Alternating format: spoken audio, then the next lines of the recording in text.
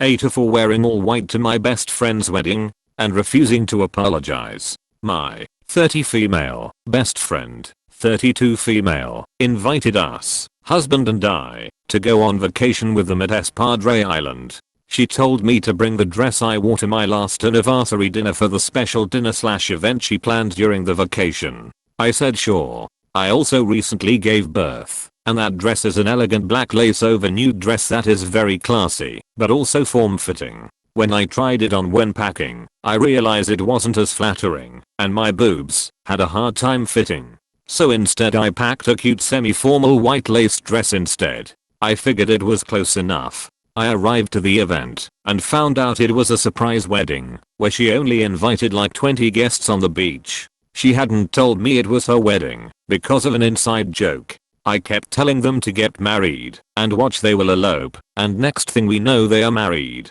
She was horrified, and so was I. I didn't bring any other dress, plus there was no time to change/buy new dress. Also surprise, I'm the mom. I offered to either not be the mom or leave the wedding, but she rathered me not. Later she blamed me for ruining her wedding because I didn't follow her instructions to wear a specific dress and didn't tell her about changing my mind. I said I'm sorry her wedding was ruined, but it wasn't my fault and she should have told me it was her wedding, and at the time of packing, I didn't find it appropriate to get her approval on my outfit. Didn't need to read it. AITA. White at a wedding is always our behavior, always. Usually I always people wearing white to a wedding are jerks, but in your case, you didn't know you were going to a wedding.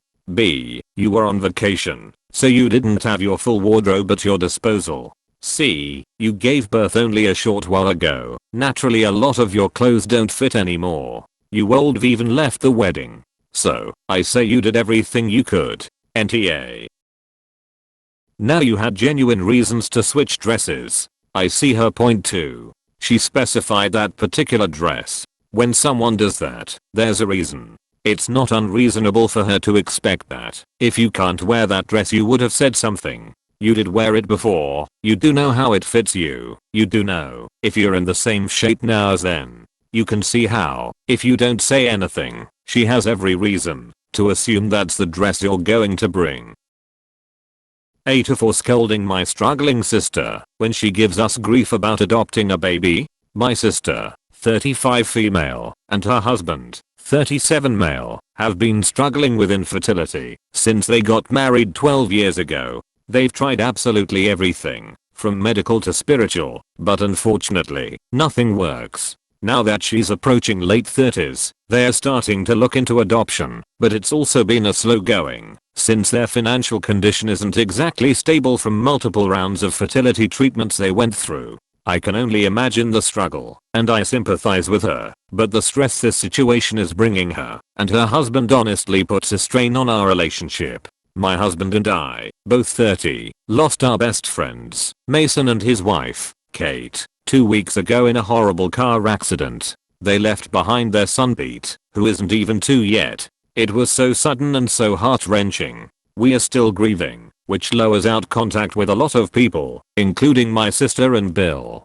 Our main concern right now is ourselves and Pete, whose custody has come to us, because we are both his godparents, actively engaged in Pete's life since his birth, and because Mason and Kate have neither left a will, nor have immediate living relatives who can take him in. We've decided to adopt Pete as soon as we can stomach the process. My husband and I never planned on having kids, and even if we did, this is absolutely not the way we want to go about it. The situation is far from ideal, but we are starting the adoption process yesterday, for Pete's safety if nothing else. We broke the news to our extended families and friends, letting them know that my husband and I won't be very available for a little longer because of this. I know my sister and Bill will have something to say about this. I'm prepared for a few heated text messages or voicemails. However, I didn't expect them to turn up on our doorstep, crying about how unfair it is that we were given everything they wanted, and how we didn't deserve to be parents, because we didn't go through what they had to.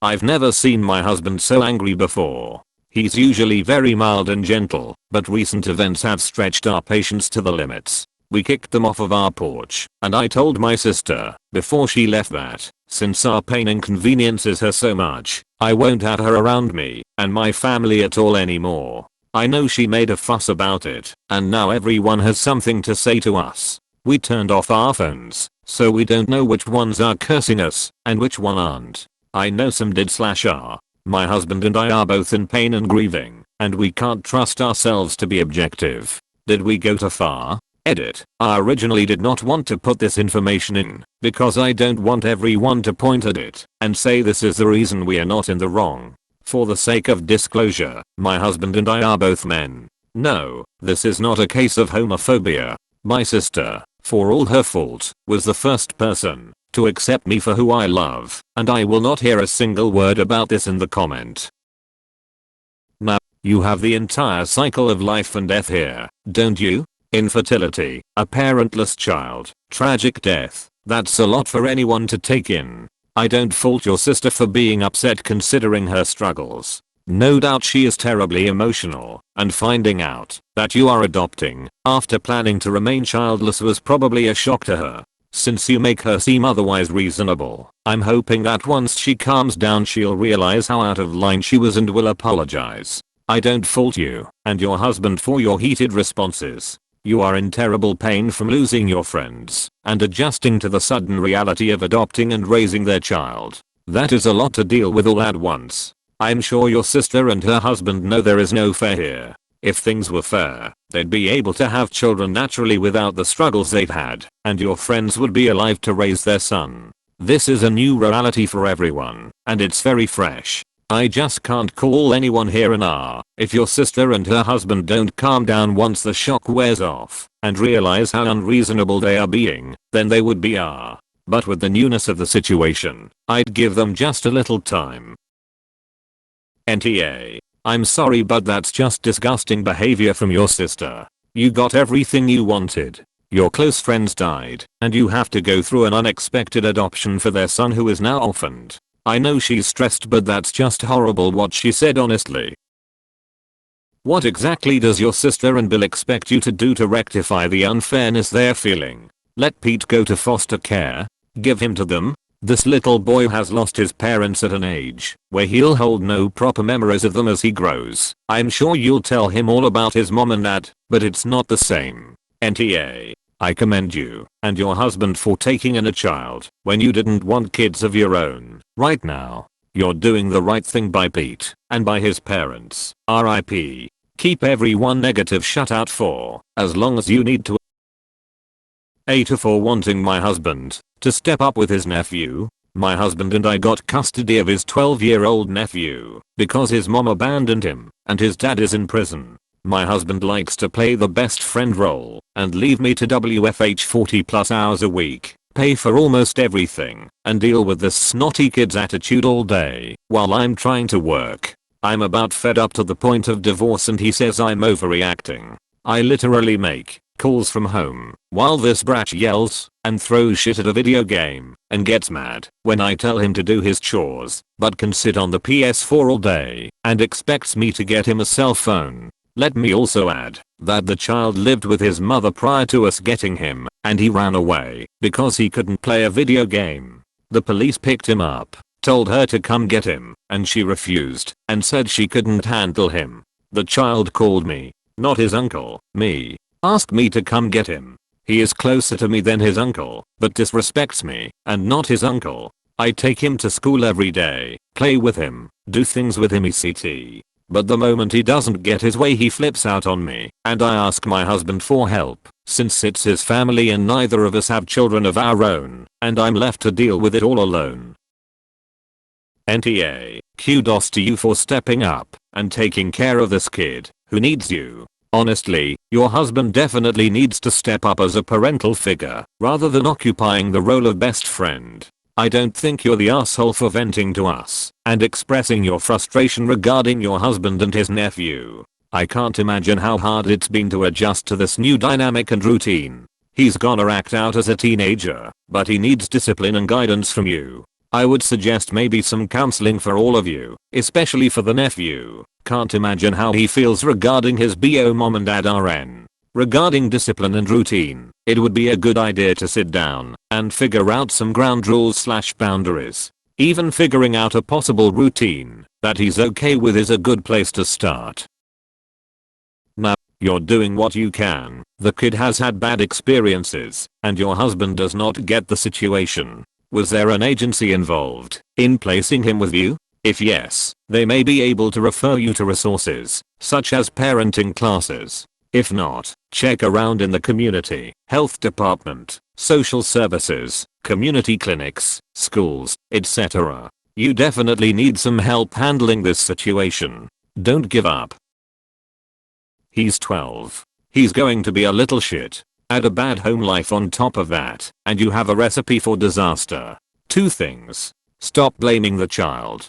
Sit down with your husband and try to figure out what exactly is best for this kid. You might have to have an adult conversation with him about his parents and the mistakes they've made to get him to open up to you. Discuss how those mistakes have impacted him and how they've impacted his development into a functioning adult. Then, with your husband and the child, work out a structured routine for him to follow and explain how each step will help him out in his adult life.